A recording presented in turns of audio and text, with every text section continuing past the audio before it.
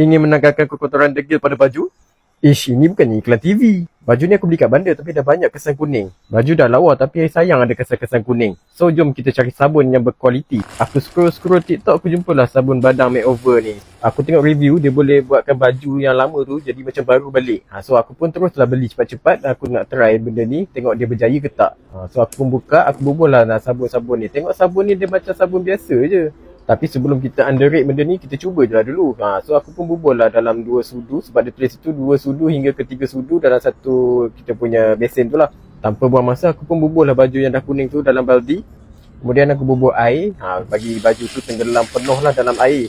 Kemudian aku pun bubuh lah serbuk sabun badang ni. Aku bubuh dalam 2 sudu serbuk sabun badang ni. So sebabkan aku tuangkan 2 cebok air, so kena bubuh 2 serbuk sudu sabun ni lah. Lepas saya terbubuh sabun tu, aku pun kacau-kacau lah bagi dia berkocak berbuih-buih sikit kan. Bagi dia sebati dalam baldi tu. Kemudian kita akan tinggalkan dia dalam 2 ataupun 3 hari untuk lihat kesan dia macam mana.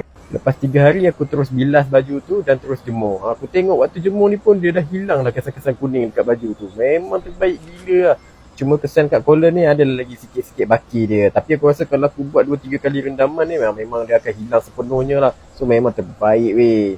So lepas kering tu aku terus angkat, aku tengok hasil dia memang terbaik lah. Cuma lighting je tak apa nak cun sebab nampak kuning-kuning kan. Tapi sebenarnya baju ni dah memang dah putih dah. So aku dah tak sabar nak pakai. So korang tengok lepas aku pakai jadi macam mana. Memang puas hati lah tengok memang putih melepak aku pakai baju ni kan. Tapi aku je lah yang tak apa nak putih. Tapi baju ni dah memang putih. So memang recommended lah. Dapatkan segera kat beg kuning.